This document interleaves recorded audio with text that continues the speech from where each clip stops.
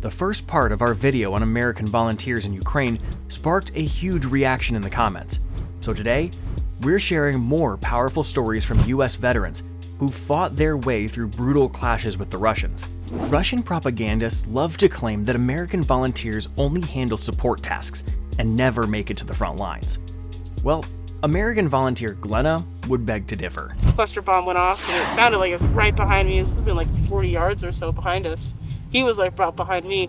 On the battlefield in Ukraine, no one is safe. Death breathes down your neck, especially if you're a volunteer. You know, we drove over an anti-tank mine with a Humvee. I got ejected out of the back hatch area. Years of training in the US Army are no doubt a big advantage, but this war is so fast changing that past experience can become outdated in just a month. On top of that, the Russians do everything they can to make things harder for American fighters. We're fighting with an arm tied behind our back, if you will. This happened to Ukraine, and yes, it's very unjust and it's very unfair. And you guys are fighting for basic civil rights here, basic human rights. I mean, you guys, this is unprovoked. After Russia invaded, former American soldiers came to Ukraine, not just to pass on their knowledge, but to help stop a more powerful enemy, standing shoulder to shoulder in the trenches with their brothers in arms. I wanted to give my blood, sweat, and tears and contribute to the fight here, helping people with the Legion, fighting, or any support I could provide. Give this video a like to help us reach more viewers and keep sharing real stories from the front lines. Today, Ukrainians are fighting for their right to live in a free, democratic country. And that same desire to defend freedom is what drives so many volunteers to stand up to the Russian invasion. Start fighting back, whether it's, you know, Ukraine, Canada, Mexico, it doesn't matter. Whatever, you know, if they're a democratic country, as an American and from America, we're like the largest and most powerful democratic nation. And it's in our best interest to support democracy. If we can't do it with paper and a pen, pick up a rifle. To slow down the flow of new recruits from the US and other NATO countries, Russian media keeps spreading lies, accusing Ukrainians of war crimes and labeling them as neo-Nazis. But not everyone's buying into that narrative. Just listen to what this American medic has to say. I think it's pure propaganda. It's something for their government to tell their people to justify their actions over here. I think it's not Did true you at all. saw some Nazis here? I haven't seen any Russians yet. In 2025, Russia plans to spend around $1.4 billion just on disinformation, online and through international media. And sadly, it's working. One of Ukraine's toughest and most effective brigades, Azov, is still facing the consequences of that smear campaign. Don't see this though in the outside media, right? Azov gets this bad perception, you know, and it's not warranted. And Russia was very effective in their media campaign, in their bashing campaign. Because of this, Azov soldiers often aren't allowed to train at NATO ranges or receive modern gear, like Abrams tanks, M2 Bradleys, or M109s. Instead, they're fighting in old Ukrainian vehicles, captured Russian gear, and outdated Soviet tanks. And so I hope that can change. I hope that can change sooner than later, so Azov can actually get the proper training and equipment and gear that everyone else in Ukraine's getting. This US Army Special Operations veteran is fighting shoulder to shoulder with Azov, and he's seen firsthand just how skilled and professional they are. A great group of warriors, professional soldiers. These guys aren't out on the front lines getting drunk. They aren't doing stupid things. These are professional soldiers, and they're lacking the proper aid and the better equipment and materials to fight this war. Every infantryman goes through basic training to be ready for the worst, and the 20 years of experience this American veteran brought with him have been incredibly valuable. Here's what training new recruits looks like when you've seen real combat. Hold your shit up! Don't f*** your battle buddy, let's go! You can get shut up and get back down in the trench!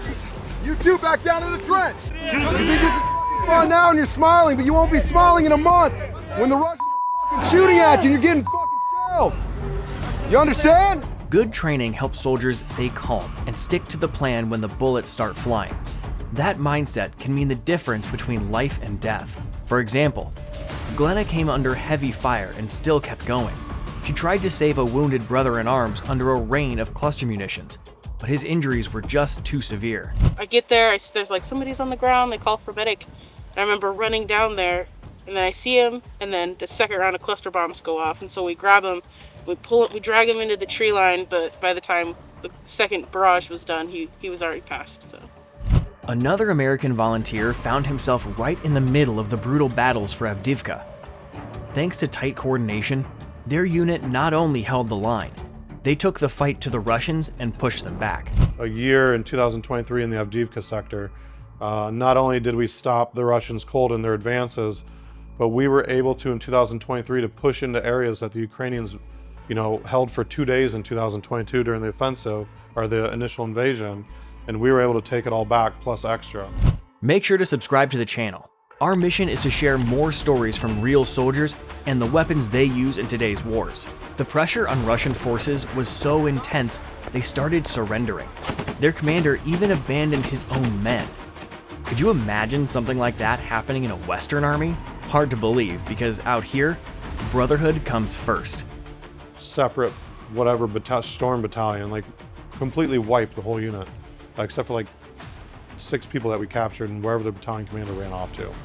But we can't forget the price soldiers pay for these wins. Some are lucky to walk away from an assault without a scratch. Others come back with serious wounds, or don't come back at all. That's whether it's attacking, extremely fortified urban positions, or driving Humvees through minefields to hit people, in a trench. Most assault operations, 3 men are lost in the first 5 minutes, or first part of the assault. And yet, despite the constant pressure and exhaustion, many American volunteers stay with their Ukrainian brothers in arms until the job is done. They can't just pack up and leave knowing the fight's not over. The majority have been here for 18 months now, even through they're still here. They might take a month off, go home, see their family, get laid, whatever, but then they're back in the trenches with us. The reality of the Russian-Ukrainian war is brutal, non-stop shelling, the psychological toll, and losing people close to you. Some foreign fighters just can't take it and decide to head home. Foreigners come here for 2-3 months, they get artillery, they get hit with shrapnel, and they fuck off home for good. But the ones who stay, they've lived from something straight out of a Hollywood movie. Guys who go out on an operation, get hit with an artillery shell, have a frickin' 3-inch size hole in their back, and a week later they're on an operation because they want to be here, they want to fight. Because of ongoing shortages, even seasoned American vets had to adapt, ditching familiar Western rifles for local Ukrainian-made versions, like this AR-15 variant. Ukrainian AR-15, this is actually my buttstock from the US. The Ukrainian suppressor, lightweight, works great, even fully auto-rated. I keep a backup sight on here. And then this is obviously it's like a PEC box. It's basically our infrared laser, our infrared illuminator. And then we have our special dust cover that we use for the sand. Obviously so much sand here, so make sure we don't have any malfunctions. Even though this rifle's relatively new, it's already earned a solid reputation in combat. But its biggest strength? Full compatibility with NATO's standard 5.56 ammo. The US Pulsar sight mark thermal scope. So good to about, I've shot it out to 300 meters accurately the size of about a volleyball or a basketball. But yeah, it can definitely hit out to 500 meters. So definitely very, very reliable system. This soldier's unit was fighting in the Serebryansky forest, where trenches aren't dug into soil, but sand. That makes conditions even more dangerous. Sand can jam your rifle in the middle of a firefight. Here's how they handled that problem. We tape up. We use cloth tape, not like regular duct tape, but we use like a cloth type tape that can form, and we basically stick it inside here and put it over the cover, and that stopped, I would say, 95% of the sand that would cause jamming issues. Despite the fact that Russians have more gear and equipment, these American volunteers are convinced Russia can be beaten. They may have bigger quantity, but they lack quality. Just because they have more numbers doesn't mean they know how to use it correctly. The biggest advantage American soldiers bring here isn't just Western weapons. It's knowledge and motivation. If a fighter has both, they've got a real shot at holding the line even in tough conditions. Their logistics, though they may have a lot of it, they don't know how to distribute it properly. Their soldiers, while they have many, are not as properly trained than us or the other people around.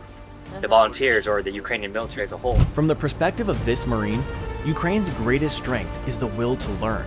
It's what helped them quickly master new weapon systems and hold the front. I would add upon that they're creative and their ability to adapt and learn the new weapon systems of the West, from the United States to German, all the new weapons that they didn't have, now they're receiving, and they're using it to great effect against the Russians. For over 3 years now, it's not just Americans fighting in Ukraine. Volunteers have come from all over the world. So, whose stories would you like to hear next? Troops from another NATO country? Russian defectors? Maybe fighters from Latin America? Let us know your take in the comments.